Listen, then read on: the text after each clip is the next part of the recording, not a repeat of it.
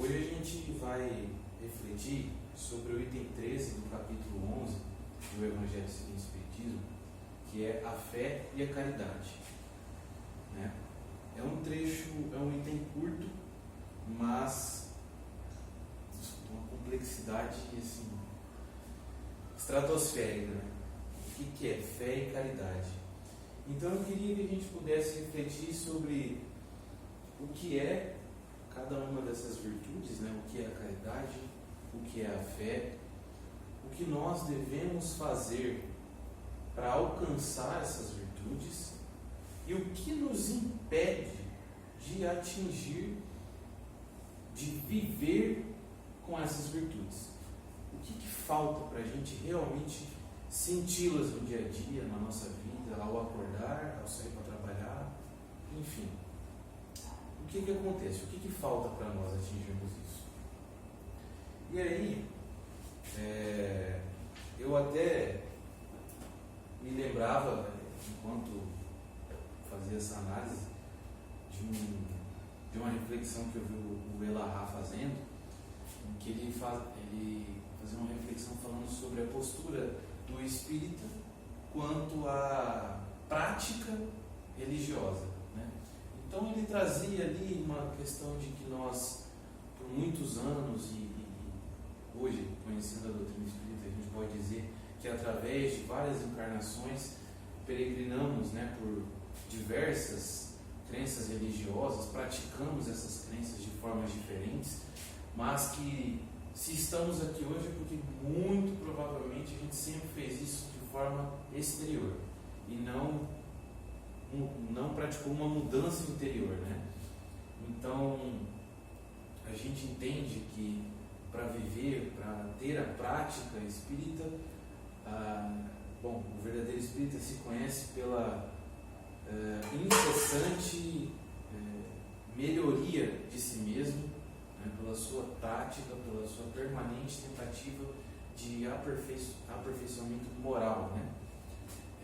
Então a gente entende que o que a doutrina espírita cobra de nós, e eu acho interessante isso, que ela tira qualquer tipo de dogmatismo exterior, não tem roupa, não tem cabelo, não tem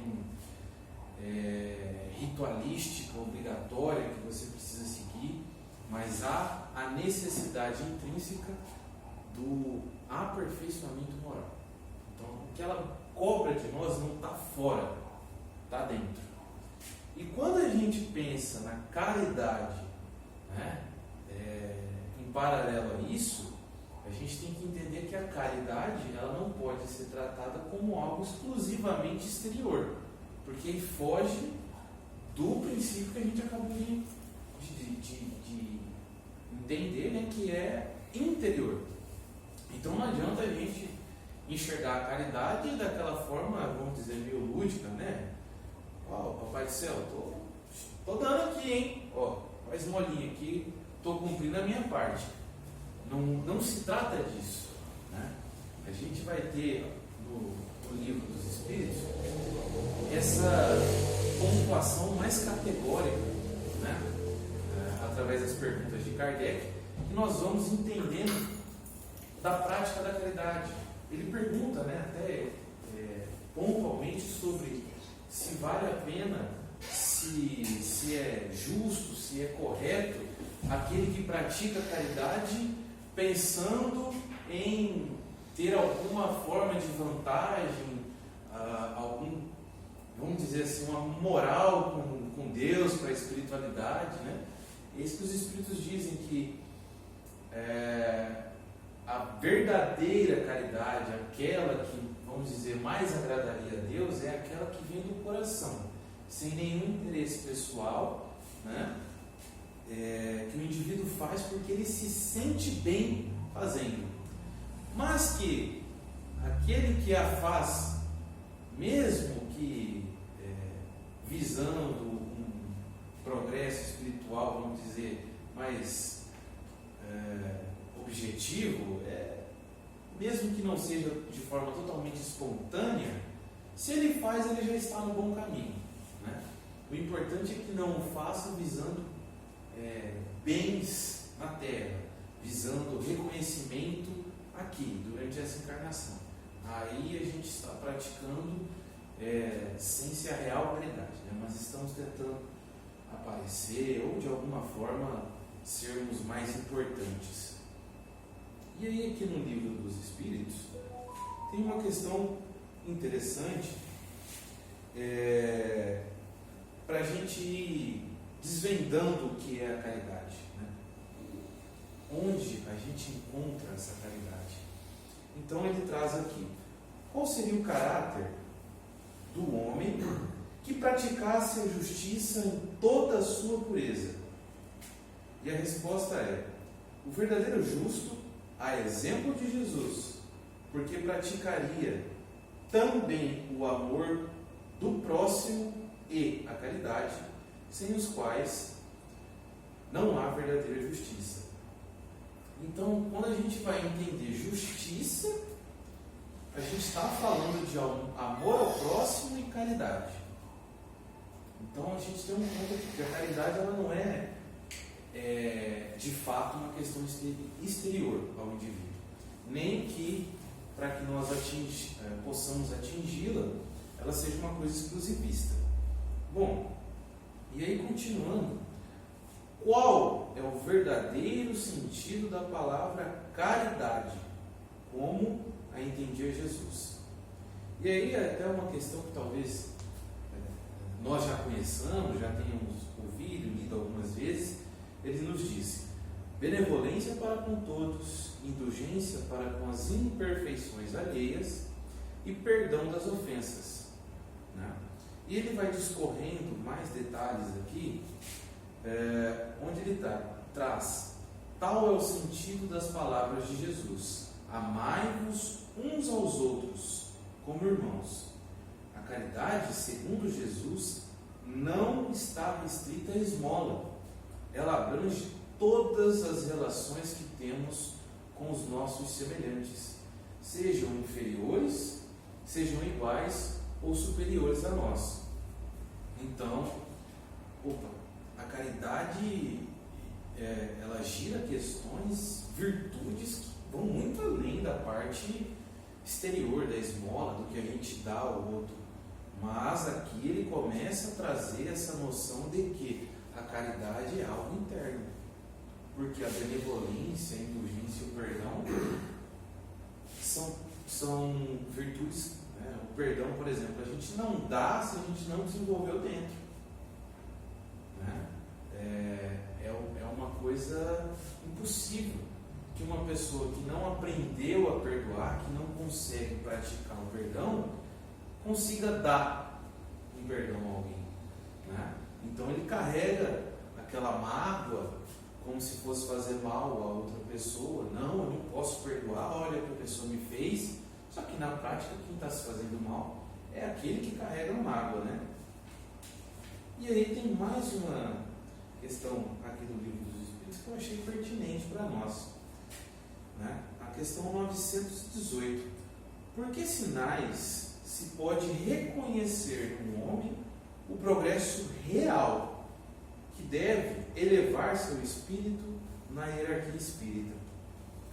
E a resposta trazida é que o espírito prova sua elevação quando todos os atos de sua vida corporal são a prática da lei de Deus e quando compreende por antecipação a vida espiritual. Essa resposta dos espíritos, e Kardec detalhando melhor, vai voltar num ponto que a gente acabou de pensar, acabou de conversar, né? Que o verdadeiro homem é aquele que pratica a lei de justiça, amor e caridade, né? Ele não viola a lei, ele se questiona se fez todo o bem que podia numa determinada situação e que, vamos lá, é um homem cheio de sentimento de caridade e de amor ao próximo, né? Então, aqui eu acho que a gente passa a entrar na ferramenta que a gente precisa para desenvolver, para adquirir a caridade como algo interno, né? Ultrapassando muito de longe já a questão exterior da caridade, que é, como ele disse, e como está relacionado nas questões que nós vemos, caridade e amor ao próximo, como sendo pontos que não andam separados, que não podem ser vividos quando estão de alguma forma um desenvolvido, o outro não. Então vamos lá. Aqui a gente pode afirmar, né, que o amor ao próximo vai ser a ferramenta. Ora, se o amor ao próximo é a ferramenta, né, isso até me lembra na última vez que nós viemos apresentar uma reflexão, foi justamente entendendo o que é o amor ao próximo, né? Como que se faz, como a gente pode se conectar de verdade com o amor ao próximo, né? Como que a gente pratica o bem ao outro. E aí nós lembramos aqui até uma passagem do livro Ação e Ação de André Luiz, que Sanzio nos explicava o que era o amor ao próximo, o que é o bem, né? O bem como sendo aquilo que ajuda, que traz benefício de forma não egoística, mas de uma forma ampla a todos. E aqui, gente, se nós aproveitarmos para lermos o capítulo 13, a gente vai entender um pouquinho tudo isso que a gente está falando. É um item curto, eu vou ler e a gente continua refletindo. Disse-vos há pouco, meus queridos filhos, que a caridade sem a fé não basta para manter entre os homens uma ordem social capaz de os tornar felizes. Então aqui ele já traz caridade e fé juntas. E nós vamos chegar na fé também. Deveria ter dito que a caridade é impossível sem a fé.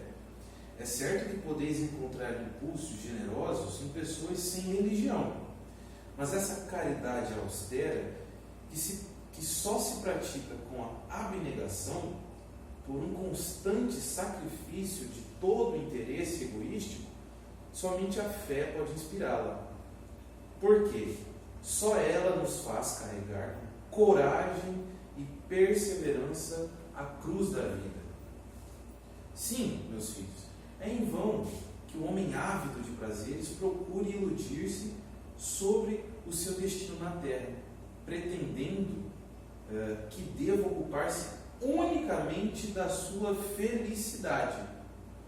Mas o que é essa felicidade, né? Certamente não a felicidade real.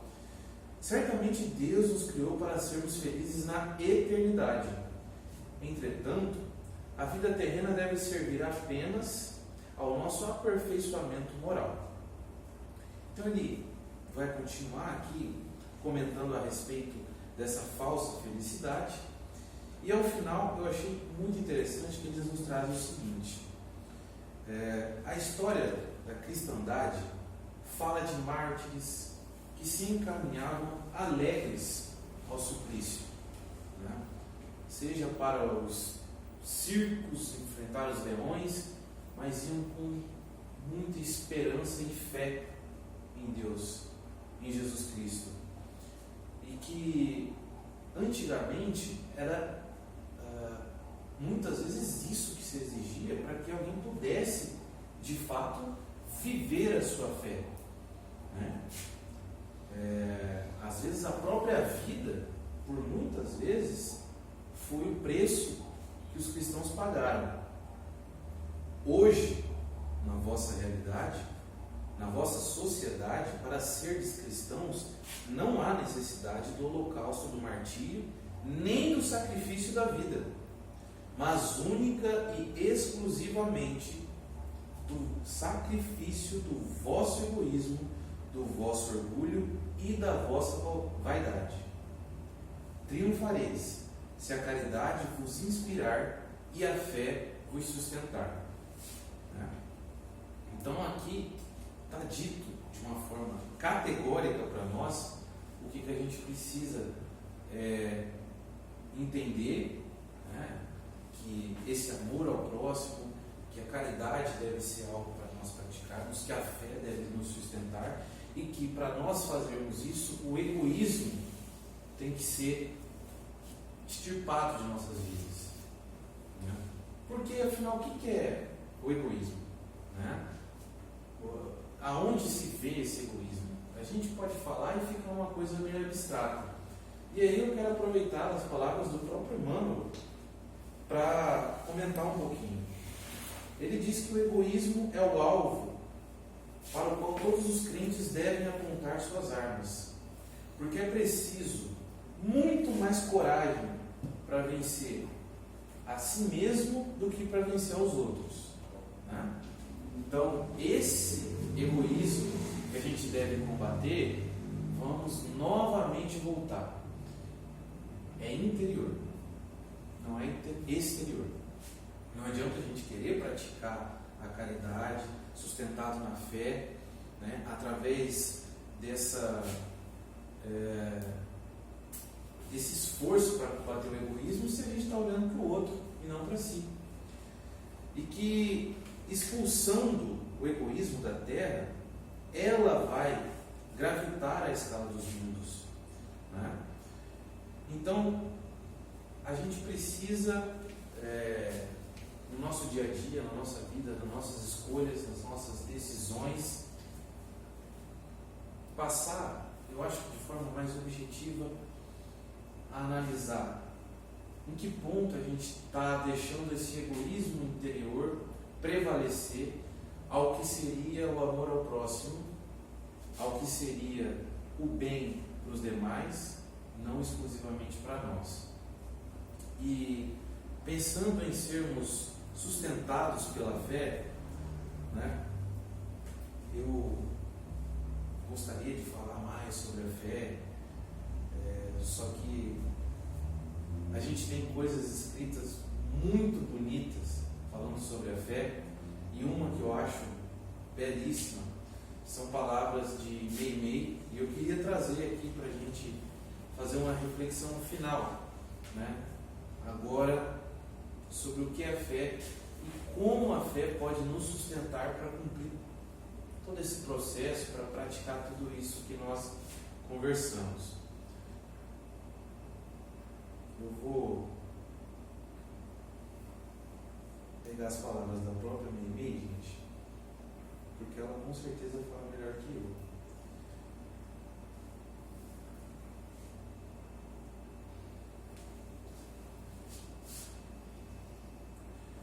Bom, não percas a tua fé. Não percas a tua fé entre as sombras do mundo. Ainda que os teus pés estejam sangrando, segue para a frente, erguendo-te por luz celeste acima de ti mesmo. Crê e trabalha. Esforça-te no bem e espera com paciência. Tudo passa e tudo se renova na terra, mas o que vem do céu permanecerá. De todos os infelizes, os mais desditosos são os que perderam a confiança em Deus e em si mesmo, porque o maior infortúnio é sofrer a privação da fé e prosseguir vivendo. Eleva, pois, o teu olhar e caminha. Luta e serve. Aprende e adianta-te. Brilha a alvorada além da noite. Hoje é possível que a tempestade te amarfanhe o coração e te atormente o ideal, aguilhoando-te a aflição ou ameaçando-te com a morte. Não te esqueças, porém, que amanhã é um novo dia. Um lindo poema sobre a fé, sobre como nós devemos entendê-la, praticá-la, que ela é para os momentos de maior dificuldade mesmo. Quando está tudo bem, quando a gente está com o bolso cheio, viajando, saudável, todo mundo está rindo, a fé às vezes pode ficar meio esquecidinha nesses momentos, né? Aí a gente tem que ter gratidão.